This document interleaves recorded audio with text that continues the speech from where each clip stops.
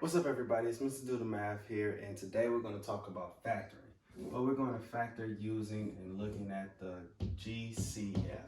Now, we learned in middle school that the GCF represents the greatest common factor. So, primarily we're going to be looking at polynomial expressions, and we're going to find the greatest common factor. And sometimes the greatest common factor can be a number, and sometimes it can be a variable. So let's take a look at this. So far we've had problems like so, where it's like 4 times the quantity of x plus 3, right? When you simplify 4 times the quantity of x plus 3, you get 4x plus 12, right? When you factor, you go back to the problem looking like so, right? So basically we're completing the circle of simplifying and then going back and undoing. So factoring is undoing any kind of polynomial expression or equation for that fact when you solve them, right? Okay. So let's look at the rules, right? The steps, right? When you factor, the first thing you want to do is you want to find. Let me write it the same way I had. You want to find the greatest common factor, right? And then you're going to also in 1A you're going to look at the variables.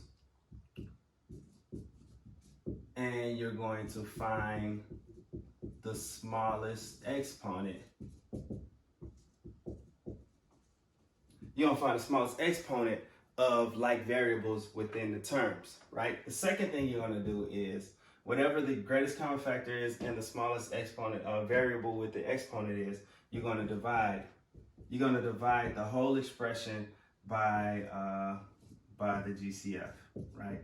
Or 1A. Right, and or 1A. And then from there, the final thing you're going to do is you're going to move the GCF and the 1A with the variables to the outside of the parentheses, right? To the outside. And you're going to leave what's left, we're going to call them leftovers, inside the parentheses. Right, so it'll look like this. You're gonna have the greatest common factor on the outside, and then everything else inside the parentheses. Right. So let's look at an example here. All right, here we go. 4x squared. Oh, sorry. Let's go back to the beginning. First and foremost, let's look at some examples of factoring greatest common factors. Right. So we had the number 12 and 16. Right. Between 12 and 16, what would the greatest common factor be? I'm going to give you a second because I'm going to write down some more. So we got y to the 5th and y to the 7th. And then we also got 3x to the 5th y. And we have 9x to the 5th, right? So let's find the greatest common factor of these 3 examples, right? You have some time. Here, because they're both even, 2 is a common factor, right? But it's not the biggest common factor, because if I reduce all of these by 2, I'm end up with 6 here, and I'm end up with 8 here, right?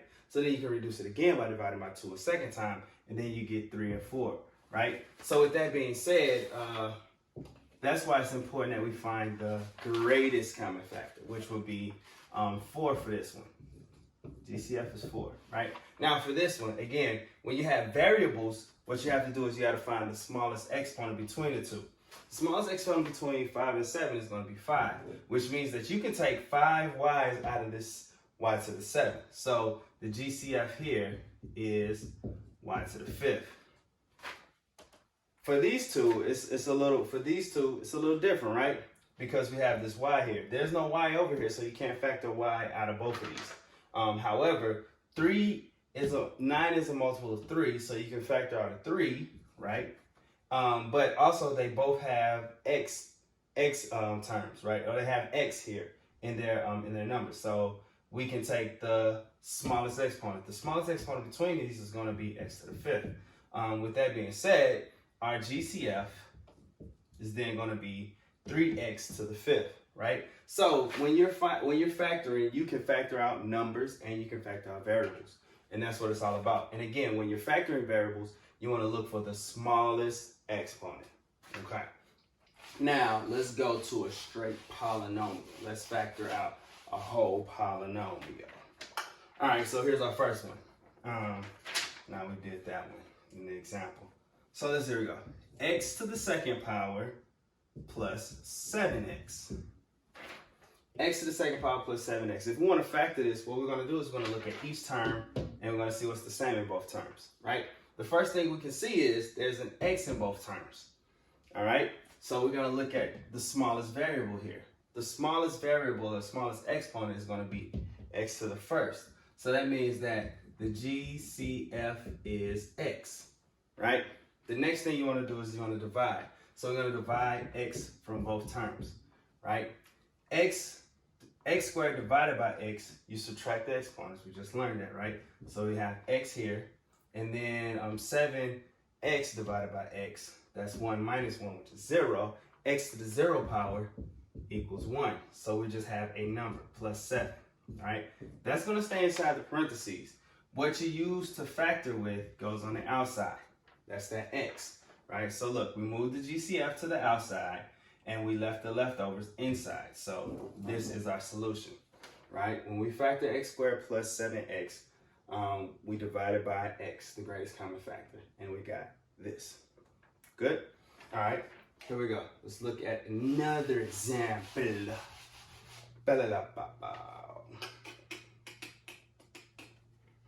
we go. 4x squared minus 10x. All right, first thing I'm going to do is look at the numbers. Numbers, 4 and 10, they're both even, right? So the next thing you can do is like, all right, so because they're even, we know 2 is a factor, right?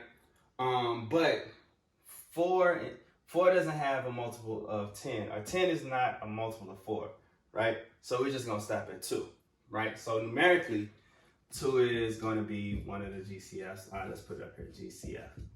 2, right? Now, they both have x's in them. So that means we got to look at the smallest exponent. Smallest exponent is x. So x is another thing that we're going to factor out, right? The next thing you want to do is divide, right? So the greatest common factor is 2x. We're going to divide 2x from both terms. When we divide 2x from both terms, it's going to be 4 divided by 2, which is 2. And then we're going to subtract these exponents. So it's x squared divided by x. So you took an x from that, and you still have an x. Now, go over to our 10x over 2x term, and 10 divided by 2 is 5. X divided by x is x to the 0 power, which is 1. So you're just left with 2x minus 5. The greatest common factor goes to the outside, and bam, you factored it. All right, so for some, this might be a review. For others, we're learning this for the first time, so I hope it's making sense. All right, let's make it a little more complicated. So we're going to make this coefficient 28, x to the 7th power, minus 21, x to the 4th power, okay? Now, again, we have numbers and we have variables. First thing we want to do is find the greatest common factor. 28 and 21. What are factors that have 28 in them and also have 21 in them? 7, yes. So we got 7 here for the GCF. And then let's look at the variables. They have the like variables, so we're going to find the smallest exponent between the two. Smallest exponent is going to be 4. So we're going to factor out of both of these 7x to the 4th power. Okay? Next thing, divide. So we're going to divide by 7x to the 4th, divide by 7x to the 4th, right? 28 divided by 7, cuatro. Set x to the 7th divided by x to the 4th. That's going to be 7 minus 4. When you divide variables, you subtract the exponent. That's going to give you x to the 3rd. Good. 21 divided by 7, 3. X to the 4th divided by x to the 4th is x to the 0 power. X to the 0 power equals 1. So we're just left with this 3, right? The GCF goes on the outside. And boom. That's our answer. All right. Let us do one more. We're going to do 2 more, right? 2 more. All right, look. 10x squared plus 3, right? Let's find the greatest common factor between the two. 10 and 3, greatest common factor? There are none. Is there x in both terms? There is none. So it's not factorable. So that's the solution. That is not factorable. We good? All right. Now, we've been looking at binomials, two-term polynomials. Let's look at factoring a trinomial, which means it's three terms. So we're going to do this one. 18x squared minus 12x plus 24. All right, let's look at each and every one of these terms. They're even numbers, so we know that it's factorable. There are multiples of 2, of course, because they're even. What about 3? They are multiples of 3. What about 4? Not multiples of 4. Let's go up to 6. Looks like they're multiples of 6. What about 10? Not 10, not 12. So initially, when I saw these, I probably would have did 3. But then once you factor out a 3, you would have been able to factor it out again, right? Let me show you why. If I factor out a 3, this would be 6x squared. That would be 4x squared. And that would be 8x squared. They're all factorable again, so it's another number, 2. So 3 times 2, 6, right? So 6 is our greatest common factor, numerically. Now let's look. Is there an x in every term? No. Since there is no x in every term, you can only factor out coefficients or numbers. So we're going to divide every term by 6. Okay? So that's going to be 18 divided by 6, 3x squared. 12 divided by 6, 2x. Bring that minus sign down. And then 24 divided by 6, which is 4. Right? And then the 6 goes on the outside. And here we have our greatest common factor. We factored it, right? Now, to recap, when factoring, first thing you want to do is find the greatest common factor. And that can be numbers or variables. When you factor out variables, you got to find the smallest exponent, right? After you find the greatest common factor, you're going to divide each term by that greatest common factor, like we did here. And then finally, you're going to move that greatest common factor to the outside of the simplified new term. Bam. And then you factor. So this is factoring using greatest common factors. If you have any more questions, please comment below. If you like this video, hit that thumbs up. Don't forget to subscribe if you haven't anymore. Mr. Do the Math out.